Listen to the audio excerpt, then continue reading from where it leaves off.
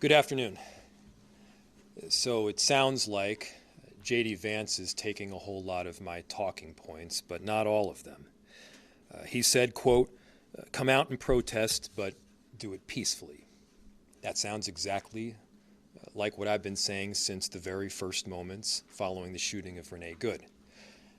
Protest peacefully, but don't take the bait.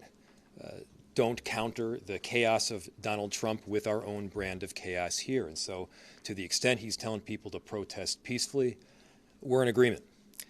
Second, and quote, "We want to enforce the laws on one hand, while on the other making sure people in Minneapolis are able to go about their day." It sounds a lot to me like he wants to be mayor of the city, only he's only been here for 2 hours, whereas we in this city have been working through these issues and this chaos for the last several weeks.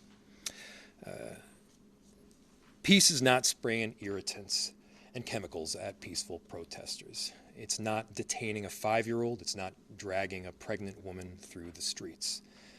You achieve peace by working directly with communities. You lower crime by strategically going after people that have committed it. The Vice President said he would love to be able to send some of these agents home. You know, there's no disagreement there. We've been encouraging that for weeks. You heard me say it 2 weeks ago, and I've been saying it every single day since. If you're looking for an antidote to many of the issues that we have faced over the last several weeks, there's a very easy answer.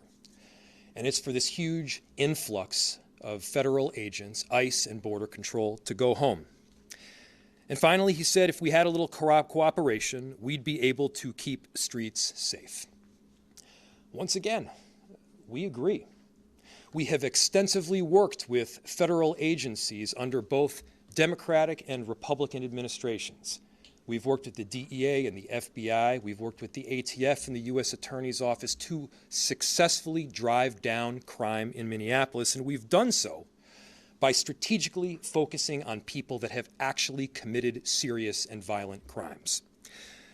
So what's changed? What's changed is the response that we're seeing. What's changed is that we have 3,000 plus ICE agents and Border Control that are on our streets without a clear plan. What's changed is we've got this huge influx of what feels like an occupation in a city in the upper Midwest. And what's changed is that they are arresting United States citizens. They are detaining people that have done nothing wrong. They're going after people exclusively based on the fact that they look like they're Somali or they look like they are Latino, and no reason beyond that. They've stopped law enforcement officers that are off duty. They've stopped fathers that are on their way just to drop off their kids. There are incredible people in our city that have come from a variety of different places around the country and around the globe, and they've made our city a better place. They're part of our family. We love them. We're proud to have them here. So I get that they've got a messaging challenge here, and it's predominantly because anybody can see with their own 2 eyes what's going on. You can't say with a straight face that pulling citizens off the street or going into a school is a targeted action when clearly it's not. Clearly, what we are seeing on our streets right now is discriminating only on the basis of race and largely indiscriminate thereafter. So yeah, in Minneapolis, we want to solve crime. We want to arrest murderers. Let's do it. Let's work together to drive down crime. Again, this is not that.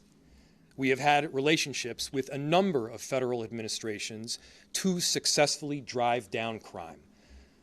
What we are seeing is this is more about political retaliation.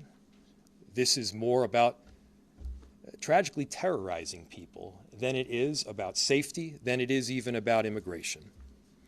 So, the job of law enforcement is to keep the peace, to keep Americans safe, and that is literally what I signed up to do and what the federal government signed up to do as well, and I urge that they do exactly that.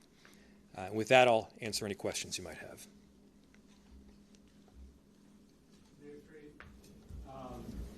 Earlier today, Vice President Vance, had said that, you're not being cooperative. He had implied that there had been some, order to prevent local police from responding, to federal agents. Can you comment on that? Has any local official told police to not support agents? What Vice President JD Vance is saying is he's rhetorically asking what makes Minneapolis different. What makes Minneapolis different is that we have an influx of 3,000 federal agents on our street, and we're not the size of New York City or Los Angeles. What makes us different is we're seeing constitutional violations play out in real time. What makes us different is, yes, we do have residents that are beautifully standing up, supporting their neighbors, providing food, escorting them to their jobs, recording some of the unconstitutional acts that are taking place to make sure that some sunlight is added as a disinfectant to some of the chaos that is being caused. And to your question, we have a separation ordinance, which is widely publicized, is nothing new. We had one well before this operation started taking place, and that separation ordinance says that our police officers and public officials do not work with any federal agency around immigration enforcement work specifically. We do work with federal agencies to catch murderers. And so if they want to catch murderers, that's what we're for. And it doesn't matter if they're from Minneapolis, Chicago, Venezuela, Germany. It doesn't matter where the murderer is from. We're getting them because they're a murderer, not based on where they grew up. That's the way this should work in America. What our separation ordinance also says, and I say this to everybody throughout the city, is that we will not ask the question in Minneapolis as to whether a person is documented or not. Why? Because when you call 911, we want everybody to know that our first and primary concern is not your papers, but it's your safety. That's what we are focused on. Now, our police officers respond to any instance where they can help keep people safe. We have responded. We have arrested people. You've seen it. You can report it. Where safety has been compromised, our officers have stepped in to help. But I'll tell you exactly what I want our officers doing. We have 600 of them. They got limited time. I want them focusing their energies on investigating crime, on keeping people safe, on preventing carjackings and homicides. I don't want them spending time hunting down a guy, a dad, who has done nothing wrong, who just dropped his kids off at daycare, who's about to go work a 12-hour shift. That guy makes our city a better place. Mayor, your reaction to JD Vance saying that the military is not needed here in the state? Yeah, totally. So my reaction to JD Vance saying that the military is not needed in our state, yeah, wildly agree. Mayor Fry, what would improved communication with federal authorities look like to you? Well, so the question is, what would improved communication with federal authorities look like to me? Give me a call. If JD Vance could feel free to reach out.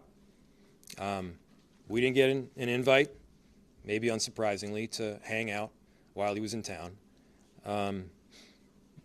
We have done a whole lot of work through a number of different channels, including the channel of an email, to seek an audience to try to figure out how we can stop this from happening and how we can keep our city safe. Again, I want to be really clear here. There is a route forward if we're all willing to see it. If their goal is to keep Minneapolis safe from criminals that are doing bad things, we agree. Regardless of where those criminals are from, we want to make sure that they are held accountable and that we're able to keep our city safe. And so there's broad agreement around that. For all these other people, though, that have done nothing wrong, that are these wonderful members of our community, why not a path to citizenship for them? That makes all the sense in the world to me. Mayor, what do you make of the Vice President meeting with Republican state lawmakers and neither you or the governor? So the question was, what do I make of Vice President Vance meeting with Republican lawmakers, but not me nor the governor. I mean, the question that I have is, again, is this political performance that is taking place in our city that is compromising our safety, or is this trying to achieve an end goal that is improving safety in Minneapolis? Is this political performance? Is this partisan politics? Is this loving your ideology more than you love your country? Or is this trying to get something done for the sake of the American people and for the sake of the people of Minneapolis? I appreciate, the Vice President said a couple nice things about the beautiful city that we have. And I agree, we have one. It is incredible. I'm so inspired by the people here in our city. And look, we got to find every possible way right now, again, as he said, to end this large-scale deployment and send these agents home. One more question. Is there any room for compromise between the city and ICE? The question was, is there room for compromise? You know, look, I'll work with anybody that is willing to work in good faith with me.